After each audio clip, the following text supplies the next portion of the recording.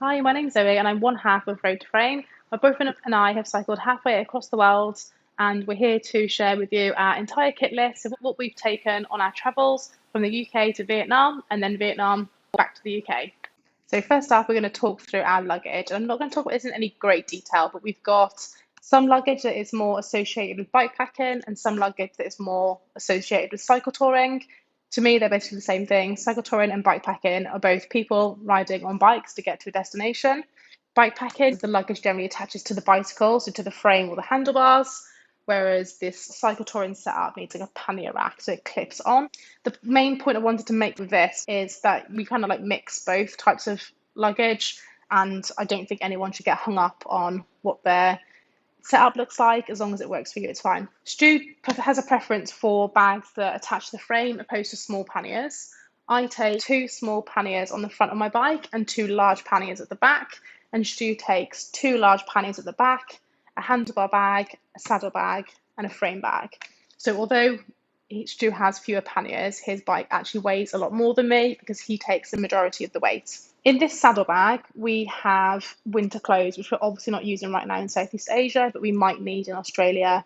So we carry down jackets, winter fleeces, waterproof socks, waterproof gloves. It goes into this bag because, to be honest, it's not the most convenient bag when it comes to like loading and unloading. So it just stays locked away until we need it. Introduced handlebar bag. He has a sleeping bag, a sleep mask, and an inflatable pillow. I carry mine in a small pannier. This bag, it's a handlebar bag. We actually love this. We think it's really convenient. It just clips like this and you can roll it out and you just can put anything in there that you need to grab quite quickly. So we put our wallet in there, snacks, power bank to charge the phone, anything that you want quick access to can go into there. This swim bag actually lives in this bag, and we actually think this is really useful. It's probably one of the favorite things that we bring because when we want to unpack our bags, if we're going to a hotel, rather than having to unload like 8 bottles of water, the phones and everything, we just shove it all into that swim bag and carry it. So it's just there for convenience. This is a bag that we carry within a pannier, and we just use this. So when we're touring around a city, like right now we're in Phnom Penh, when we want to go out, we just take this with us, put the essentials in there, sun cream, wallet, phones, and it's just really useful for traveling. This frame bag carries like the essential tools. This is brilliant. We love this. It's completely waterproof. It carries loads. It's amazing what we get in here. And Stu has things like Allen keys, the pump, tire levers, anything that you might want to get access to on the road to fix a problem lives in this bag. These waterproof cases are also Ortlib, so the same brand of these panniers, and they're completely waterproof, and it just means that our most important documents don't get damaged in the rain. And to be honest, the water actually never gets into these. They're amazing, but it's just an extra layer of security. This is camping and cooking.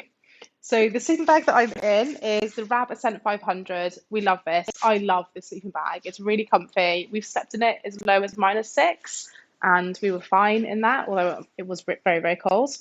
And I'm lay on this pillow. It's a inflatable pillow. It's the best that we found. I don't think there's a particularly good one on the market, but for the money and how light it is, we like this one. And we were in Azerbaijan, I think. We ended up buying a sheet. Now, this is just like a normal bed sheet. With this Rab Ascent sleeping bag, you can get a silk inner lining, but we found that the silk lining was really sticky and it wasn't very comfortable, especially if you're sleeping somewhere hot, whereas like a normal cotton sheet like absorbs sweat better, basically. So it's a more comfortable sleep. I actually think this is one of the best things that we carry because it just made sleeping in a tent infinitely more comfortable for us. This is a lightweight inflatable mattress. It is the Thermarest Neo Air. We love these. It just adds a layer, obviously, between yourself and the ground. It's going to keep you a lot warmer and a lot more comfortable. I have the small size, which Stu has the size in large. Obviously, he's taller. And it's quite expensive, lightweight, which is why we like it. We haven't done like a lot of camping, to be fair, but these have survived really well. We've used them for more than a year, and we've met other cycle tourists who are using this exact mattress, camping every day, and have been using it for a long time. The tent we use is an expensive brand. We use Hilleberg for lightweight. Light your tent needs to be, depends on you. We were kind of obsessed with weight when we started, so we did spend quite a lot on this tent. You don't need to spend as much as we did. Another good brand, I think, is the MSR Hubba Hubba. I think that's the one that we see a lot of couples using. The tent that we have is a 3-man tent, and we would recommend that you get plus 1 man. So if you're traveling solo, get a 2-man. If you're traveling 2, get a 3-man tent, and so on. The reason for that is you need to get your luggage into the tent. So you want to have enough space that you can fit all of your luggage in, plus the amount of people sleeping. What we like about this tent is we can pitch the inner on its own if you want to, or just the outer. But what we tend to do is pitch the outer first and then pitch the inner after. That way we can keep everything really clean. And there is also a ground sheet that we did choose to bring, but you don't have to bring that if you don't want to. The sleeping bag, the sheets, the pillow and the eye mask all go into this compression sack. These are amazing. You can get so much in there. You just roll the top and squeeze the air out, clip them, and then you can get more stuff into your pannier. We use these for the sleeping bag, obviously, but sometimes we do put clothes in there as well. But obviously, it's a bit more of a hassle to get things out. Carry these microfiber towels, the pack towel. We love these. Again, like super light, but when we finished camping and it's like really dewy, we can wipe the tent down with this, and that just protects it. So we can like get the worst of the moisture off before we can get to a place where it's dry, or where we can dry it out like a hotel room. Then we always carry a tarp. This is really useful, obviously, for just like sitting on. We've sheltered under it before. It's super light, obviously. I would definitely recommend bringing a tarp. It's really cheap. A trowel, so if you need to go to the toilet, we can. We would just dig a hole 6 inches, do our business, and then bury it. We did use that a couple of times in Central Asia. For cooking, we've got pots, pans, and a stove. The stove that we bought was the MSR Whisper Light. Don't love that stove, but it's good because it works with petrol. So we do also carry a petrol bottle, so that when we were in Central Asia and we couldn't get gas, we could cook on petrol, and we did do a lot of cooking in Central Asia. It's just a bit, it's like mega hot, so that stove turns on or off, and that's it. And this is an MSR cook set. It's really light. The pan is made of titanium, and it's fast to boil water. There's a couple of cups in there and 2 bowls. I will link everything because I can't remember exactly what this set is called, but we love this. We've taken it on every trip since we've had it. This Victorinox peeler deserves some spotlight because it's just so small. It's actually a really good peeler. Takes up no space and it's really light. Spoons, forks, a little knife to chop, and a wooden spoon for cooking. And then we carry a fire stick, a lighter, and matches, so we'll always be able to get a flame. And then for cleaning, we have sponges, a cloth, a tiny little bit of fairy liquid so we can wash everything up. Rubber gloves, we have these just because I have really sensitive skin, but actually I think rubber gloves are really useful to carry, because if you want a waterproof glove, this is the only glove in our experience that is truly waterproof, and we've trialed loads of different types of gloves, from like all-weather cycling gloves, we've tried neoprene gloves, and we've tried varying brands, and they just never hold out. So if you are somewhere it's really going to be wet and cold, I would actually just recommend some good old marigolds. In the camping kit, we've always got head torches as well. The brand is amazing. They're rechargeable, so when we get to a hotel, we just charge the batteries. You never know when you're going to be camping in the dark, so petrol head torches are a must. We always carry a water filter. We don't use this a great deal because you can usually get to water. We obviously would rather have it than not need it. There are times that we have used it. This is the Soya water filter system. And finally, we have a little bit of what we carry in the pannier. Obviously, the amount of food we carry depends a lot on where we are and how easily we can get to food, and whether or not we want to be stopping and cooking. But one thing we've always got is food that we can just like eat that will last in the pannier without perishing. Peanut butter is nearly always in there. Usually we've got some bread, something like Oreos or Snickers, crisps, like something that you can get to that's like quick energy. We've always got tins of tuna. Normally there's like 2 minimum in our panniers. The reason why we like the tuna is because it doesn't take up a lot of space, it's high in protein, it's good calories, it's cooked in oil. So what we like about this was actually something that a Warm Showers host taught us. They use the tuna oil to, say, fry vegetables, add the tuna, and then just add pasta to bulk out the meal. So you've got everything you need to cook in these 2 tins, so you don't also have to carry olive oil or something like this. Normally we have a couple of noodles. This is just like if we get desperate, or if we're somewhere where we're not that comfortable eating the food because it's all maybe street food, we can just get to a meal quickly and independently. Our electrics, and actually this is a smaller pile than I thought it was going to be, but some of these items are actually really useful. So most obviously we carry our phones, we use our phones for navigation, and there are like a ton of good apps that we can go into, but I'll do another video on that.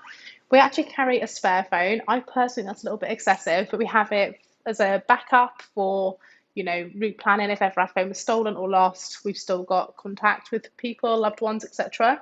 We do update our family like once a day in a WhatsApp group, so I'm sure they'd be glad to hear we've got a spare phone if ever something did happen. Stu carries this Garmin 62S.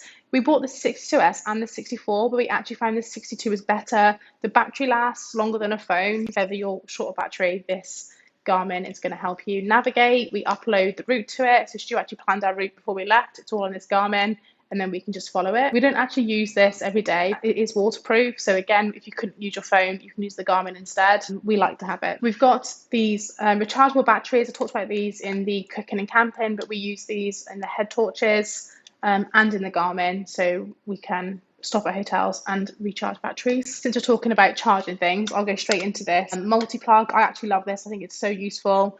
You can use the EU plug style socket, also UK and the US. So with this one plug socket, you've got everything that you need, and it like has every type of plug that can plug into it as well. So I feel like this is a solid buy. We actually do have two of these because we carry two laptops. This plug also has 4 USB slots, so we can pretty much charge everything from this one plug, one socket if we need to. I highly recommend this. It's such a simple buy, but we both think it's highly valuable. On the subject of charging, we have actually got 2 laptops. So when we set off on the trip, we didn't have 2, and we only had 1. But we just found that we both wanted to be using laptops on our days off. I actually started freelancing on the first trip, so I started my digital career on the trip with my laptop, so I'm so glad that I had it. And as we've come out to the second phase, I can work fully remotely, earning a full-time wage while we travel, which is amazing. We just protect the laptops in this case, which does a little bit of Velcro, and it actually has a mouse pad on it as well, so we're quite a fan of these.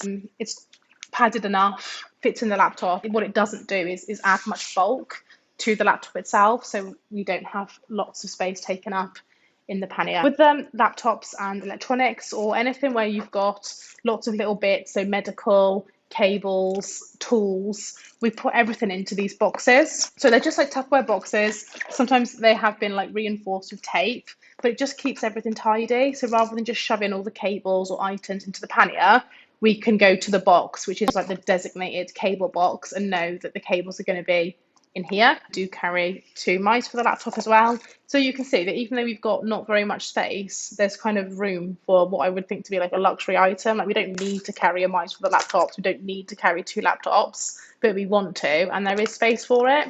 On the first half of the trip, we wouldn't have dreamed of packing 2 laptops because we would expect that it would be too heavy for us to manage, but it just isn't. If you pick what you want to take and have a good reason for taking it, you will just manage the load on the bike. It just gets easier. Another item that I absolutely love is this Garmin. This is the 735 XT. If this broke tomorrow, I'd buy it back immediately. I've had it for 5 years now, I think. I recorded my entire first trip on it. It's been under the sun in Uzbekistan. It's been wet and cold in China, and it still just keeps going. It's amazing. What I love about it is it connects automatically to Strava. So I hit play, record my ride, and it feeds all the information to Strava.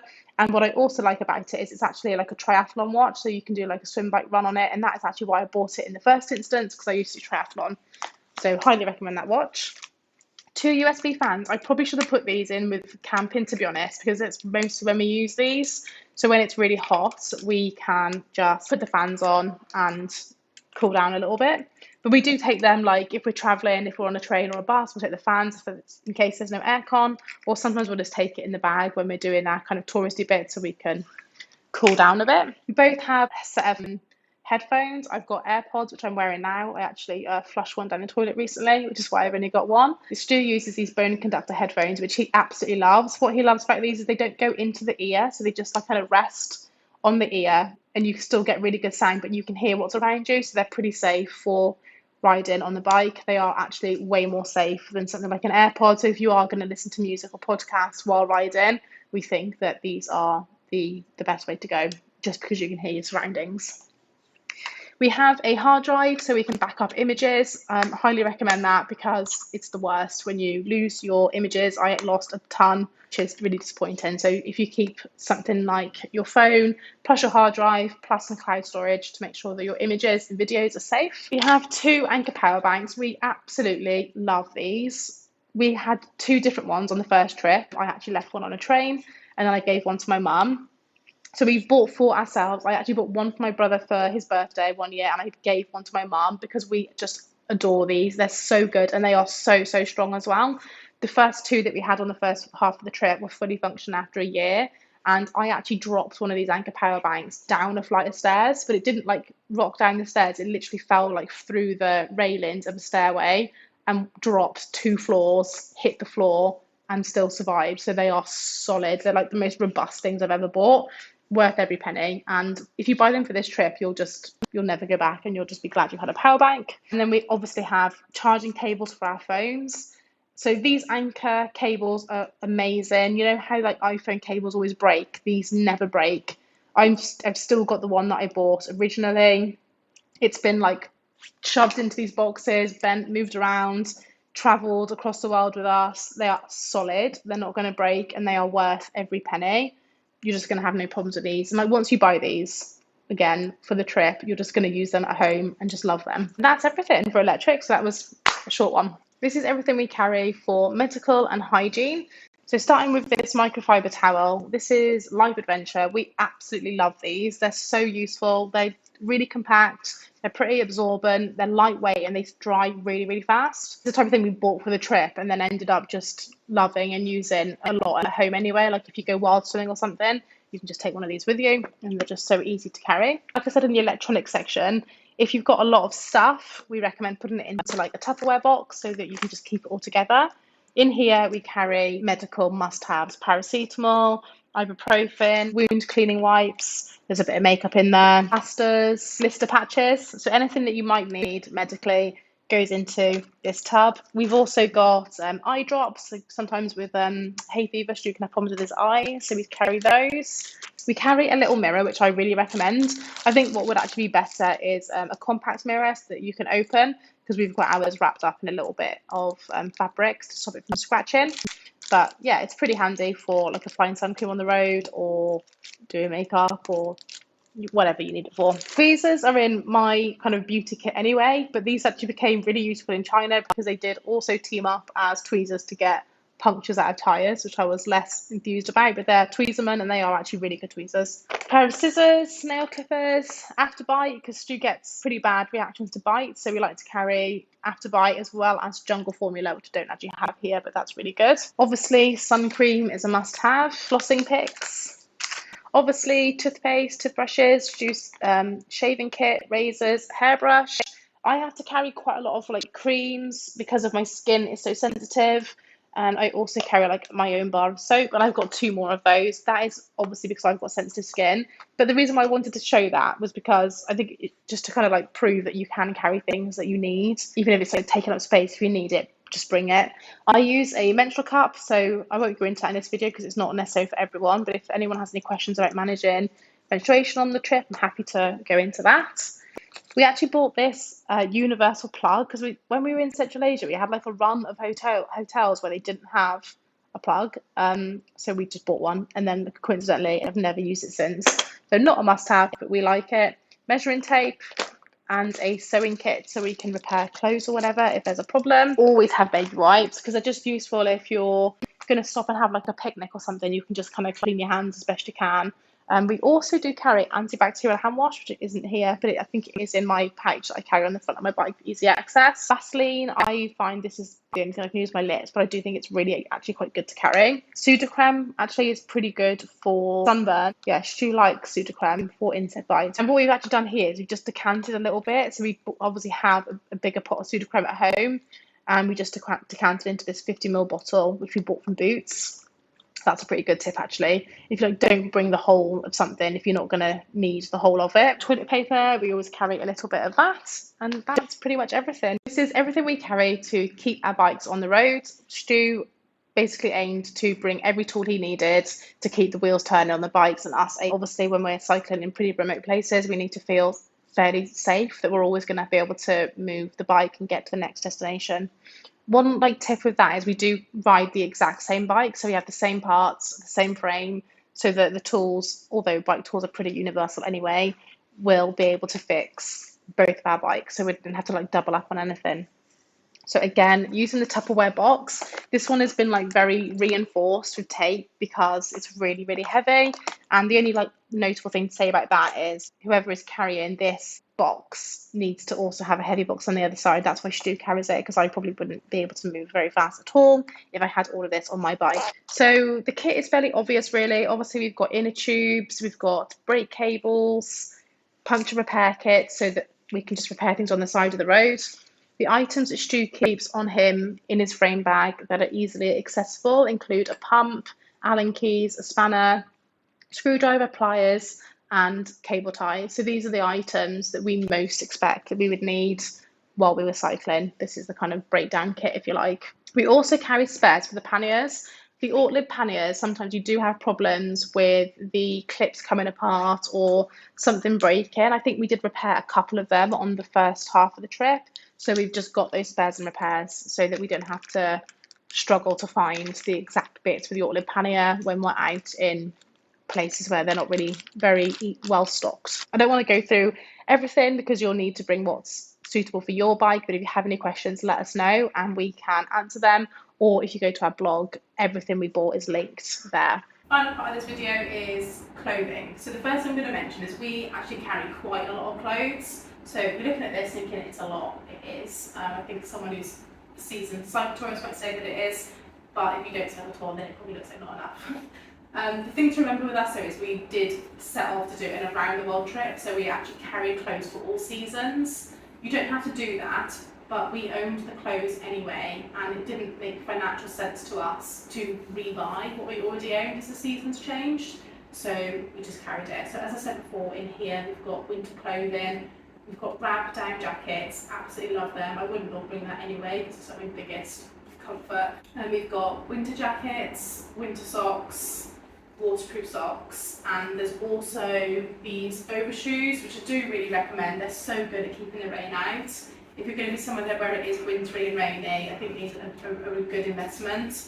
They will help keep your feet warm, they'll keep your feet dry, which will help massively in the rain. We do carry 2 jackets. For this second part of the trip, we actually bought more robust, thicker jackets. I'm laughing because there's like a bit of an irony in that because all of the winter cycling was done in the last trip for the most part. But they're both Vortex jackets. They're quite expensive, probably like the £200 plus mark. We wanted to try and get that sweet spot between durable, waterproof and light. We tried to bring 2 on the bike clothes and 2 off the bike clothes, and what that means for us is 2 pairs of cycling shorts each, 2 cycling tops, and we also wear cycling shoes, so I have a preference for PHB. We both have cleats. Stu always clips in, I don't. We have pedals that are reversible, so sometimes I clip in, sometimes I don't, it just depends on how safe I feel. But I do feel like a cycling shoe is a good investment for this. You don't have to wear cycling shoes, you can do it in trainers, but the sole is really rigid, so you just get more power through the pedal. A pair of off-the-bike shoes each. So Stu likes these Solomon trainers, they are really good, they're super light. And I just have some sandals for this tour, which I actually really like. I'm glad I've got them at Teva. So far so good. I am a little bit curious about whether they're going to make it the duration of the trip, but we'll see. We both wear cycling shorts and we think that's better because they are padded, which obviously you don't get in a normal pair of trousers or leggings like these. Stu wears like running shorts, so these can double up for the pool as well, so he's very efficient on his clothes, whereas I bring a bikini. I've also got bike sleeve. I think Stu's got some of these as well actually, so if we're cycling somewhere where it does get a bit cold, we can just stick these on. These were actually given to me by someone in France who it was a warm shower tow, so they're quite special. So they just make me smile anyway. I like to bring them. And another tip is to buy a really lightweight shirt. I think it's too much to have like your skin exposed in the sun all day, every day, especially like when we're in Southeast Asia, it's 40 degrees, so a cheap but thin shirt is going to protect your skin. When you're in very hot places as well, it's actually really nice just to soak this and put it on, and that's going to bring your core temperature down, and it's beautiful when it's hot. Sports bras for the girls, obviously. Sports t-shirts I think are better than normal everyday t-shirts because they just look with the sweat better. This is a One Hill top and I do really love it. We've also got a cat nets for mosquitoes. We have one of those very occasionally, but not very much, but they're literally nothing to bring. And I mentioned earlier about gloves and waterproof gloves. This is like our fourth or fifth type of glove. We're going to trial these new cream wetsuit gloves to see if they actually keep our hands warmer in the rain. So we'll see if we actually get enough rain to see these. Behind me is more clothes. So as I said before, we do carry too much. The problem is I actually hoard the clothes and I should be getting rid of some. Every time I buy a new something new, I should be throwing something away or giving it away. I've just got like off the clothes up there, like lightweight clothes. I've also got this crocheted headband. I don't need this right now in Asia. My friend crocheted this for me before I went, so it's really special and I think I'm definitely going to be wearing it in Australia. If it's cold and windy, I get pains in my ears, so something like this helps prevent that just by covering the ears, keeping them warm.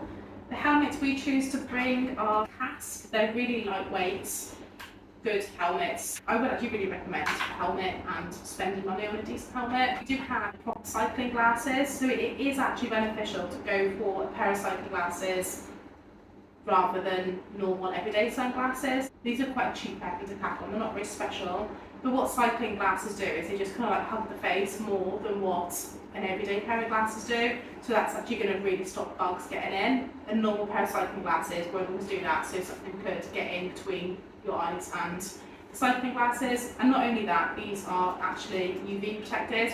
You are spending a lot of time under the sun and really hot sun when you're cycling, especially as we are, we do quite long days.